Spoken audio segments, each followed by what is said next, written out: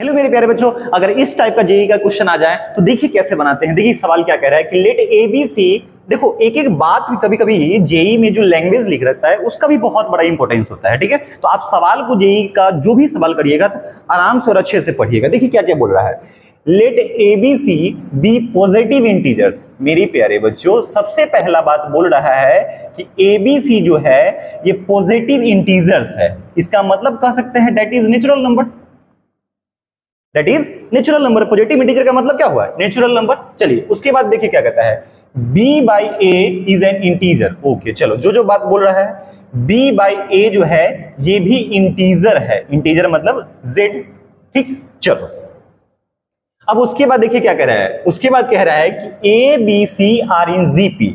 ए B C किसमें है, GP में कह रहा है, ठीक। ए बी सी जो है जीपी में दे रखा है, चलो ठीक है। And the arithmetic mean of A B C is B plus two. अच्छा, अर्थमेटिक मीन बोल रहा है किसका, ए बी और सी का है बी प्लस टू।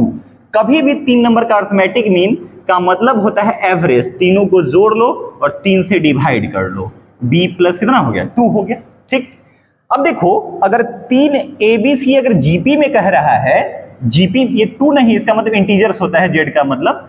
इसका मतलब ए बी की जगह पे आप ए आर ले लो और सी की जगह पे ए आर स्क्वायर। 3 नंबर देखो तो ये जीपी में हो गया। अब चलो यहां पे आ जाओ, ए तो ए है, ठीक है। बी के जगह पे आप लिख दो कितना, ए आर। सी की जगह पे आप लिख दो ए आर स्क्वायर और ये क्रॉस गुना हो जाएगा 3b और बी की जगह पे कितना लिखिएगा, ए आर प्लस 6। चलो इधर ले आइए सबको, तो हो जाएगा A R square minus A R में से 3 ए आर गया तो माइनस 2 ए आर, ठीक है। और ये इधर आ जाएगा, ठीक है, उसको उधर ही छोड़ दो, ठीक है। ए, अच्छा देखो इसको इधर ले आए, A R square minus 2 A R अब प्लस कितना हो गया, ए इक्वल टू कितना हो गया 6।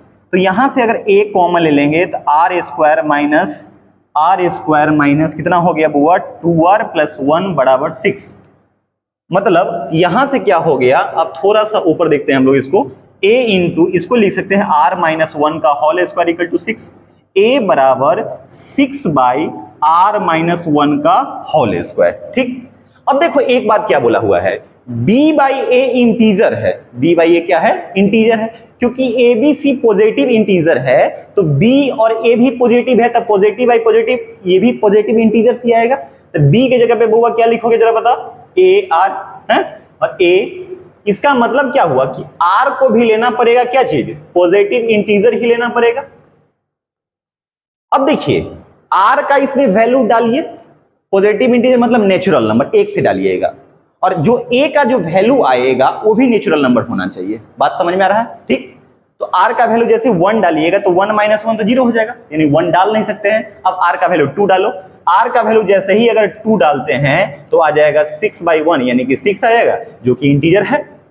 यानी a का वैल्यू आया, a का वैल्यू कितना आ गया आपका 6 आ गया, a का वैल्यू कितना आ गया 6 आ गया a का वैल्यू। इसके अलावा r का कोई भी इंटीग्रल वैल्यू डालिएगा ये इंटीजर नहीं आएगा।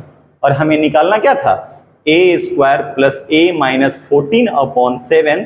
a का वैल्यू डाल दो, 6 स्क्वायर प्लस 6 माइनस 14 अपॉन 7, 36 42 42 4 28 28 बटा 7 कितना हो गया 4। इस क्वेश्चन का क्या हो गया, आंसर हो गया, ठीक है।